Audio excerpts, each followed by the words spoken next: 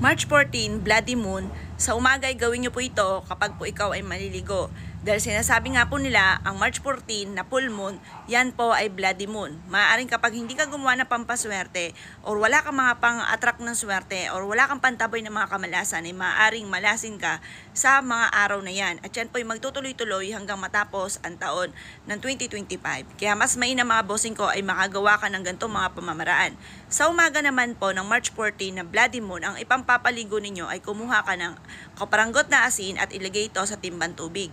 Ang asin ay cleansing po yan. Nagki-cleansing po yan ng katawan, ng kapaligiran, ng tahanan, ng tindahan. Lahat po yan, mainam po ang asin kasi mga bossing ko, yan po ay nag-aalis ng malas.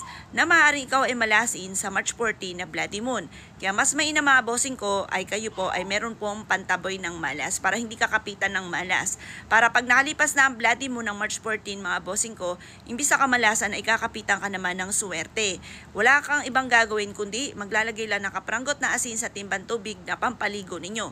Or kung ikaw naman po ay may bathtub, sa bathtub kapranggot na asin para hindi ka malasin. Para pag sumapit man ang Bloody Moon sa gabi, ikaw po ay kumagay hindi nakakabakaba na maaaring ikaw po ay maka-attract ng mga negatibo. Subukan nyo po yung gawin sa March 14 ng umaga. Yan po ang ipampapaligo ninyo at habang ikaw po ay nagpapaligot, nagbubuhos po ng tubig na may asin, ikaw po ay paulit-ulit na nagwi-wish na tinataboy nyo na lahat ng kamalasan mo at huwag na muling babalik pa or kaya hindi ka mamalasin ngayon pong Bloody Moon.